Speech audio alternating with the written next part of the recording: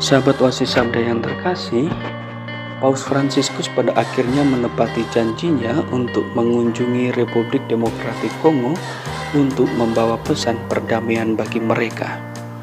Dilansir dari AFP, Paus Fransiskus yang berusia 86 tahun itu tiba di negara Kongo pada hari Selasa tanggal 31 Januari tahun 2023. Paus membawa pesan perdamaian untuk negara yang dilanda konflik puluhan tahun tersebut. Dilansir dari UK News, dikatakan bahwa Paus menyerukan kepada warga Kongo untuk meletakkan senjata dan dendam mereka. Paus dalam homilinya mengatakan, itulah yang diinginkan Kristus. Dia ingin mengurapi kita dengan pengampunannya, memberi kita kedamaian dan keberanian untuk memaafkan orang lain, keberanian untuk memberi orang lain amnesti hati. Kata Paus dalam homilinya pada perayaan Ekaristi Kudus pada tanggal 1 Februari 2023 di Bandara Ndolo, Kinshasa.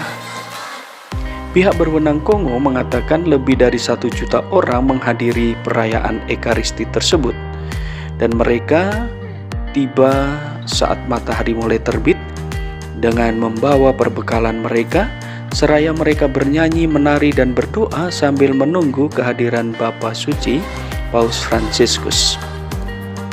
Antusias umat sangat tinggi dan mereka sangat merindukan kehadiran Paus Fransiskus dalam kehidupan mereka yang dilanda oleh penderitaan karena konflik.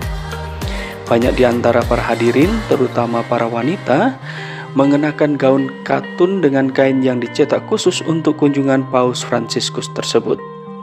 Satu versi menampilkan wajah Paus yang mengenakan mitra, versi lain dengan desain yang lebih abstrak, berlogo perjalanan kepausan bertemakan, semua diperdamaikan dalam Yesus Kristus, dan ditulis dalam bahasa Prancis, Kituba, Lingala, dan Swahili.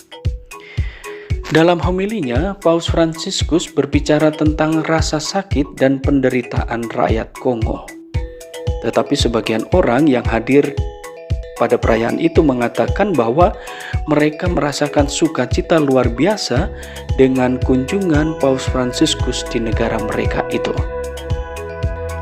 Injil yang direnungkan pada hari itu diambil dari Santo Yohanes tentang Yesus yang menampakkan diri kepada para murid setelah kebangkitan, dan Yesus mengatakan kepada mereka, damai sejahtera bagi kamu. Paus Fransiskus menunjukkan bagaimana ketika Yesus bangkit, menampakkan diri kepada para muridnya, dan dia tidak berpura-pura, dia menampilkan fakta yang diterimanya, yang dialaminya, yaitu Yesus menunjukkan kepada mereka luka-lukanya.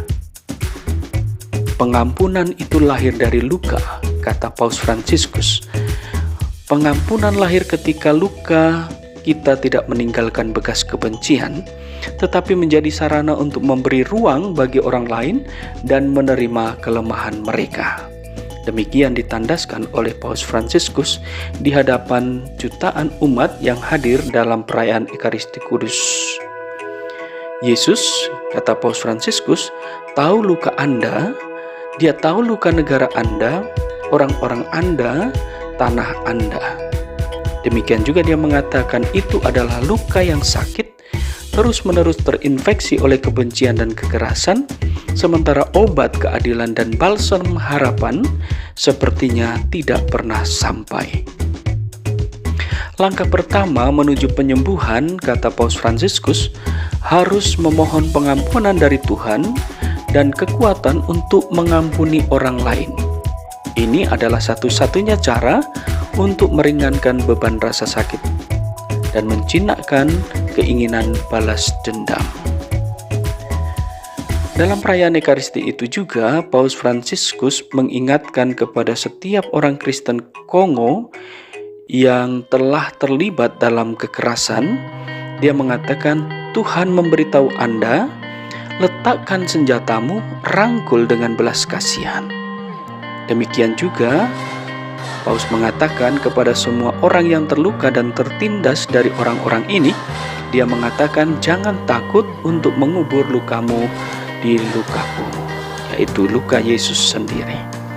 Paus Fransiskus pada kesempatan itu meminta umat yang hadir dalam perayaan Ekaristi untuk mengambil salib dari kalung mereka atau dari saku mereka dengan mengatakan, ambillah salib itu dan dekatkan ke hati Anda untuk berbagi luka Anda dengan luka Yesus.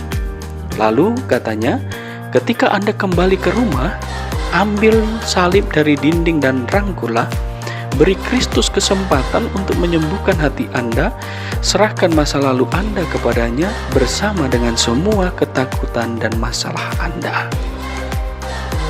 Paus Fransiskus juga mengajak umat Kongo untuk menuliskan kalimat damai sejahtera bagi Anda di dinding rumah mereka, di baju mereka, dan ketika menggunakan pakaian itu, menampilkan kata-kata itu menjadi sebuah pernyataan kenabian untuk negara itu. Paus mengatakan, tulislah damai sejahtera bagi Anda di dinding rumah Anda, menggunakannya di pakaian Anda, menampilkan kata-kata ini akan menjadi pernyataan kenabian untuk negara Anda dan berkat Tuhan atas semua orang yang Anda temui. Orang Kristen dipanggil untuk menjadi misionaris perdamaian bagi banyak orang, bagi semua orang, kata Paus Fransiskus. Mereka dipanggil untuk menjadi saksi kasih Tuhan bagi semua orang, tidak peduli dengan hak mereka sendiri, tetapi dengan hak Injil, yaitu persaudaraan, cinta, dan pengampunan. Sahabat Oasis Sabda, marilah kita bersatu di dalam doa untuk mendoakan Paus kita, Paus Fransiskus, agar tetap senantiasa teguh dan sehat dalam karya kegembalaan bagi gereja seluruh dunia. Juga berdoa bagi umat di negara Kongo agar harapan untuk kedamaian di negara itu sungguh-sungguh akan terwujud dengan kehadiran Paus Fransiskus. Semoga kita pun diberkati oleh Tuhan dan menerima rasa damai di dalam hati kita. Tuhan memberkati dan Ave Maria.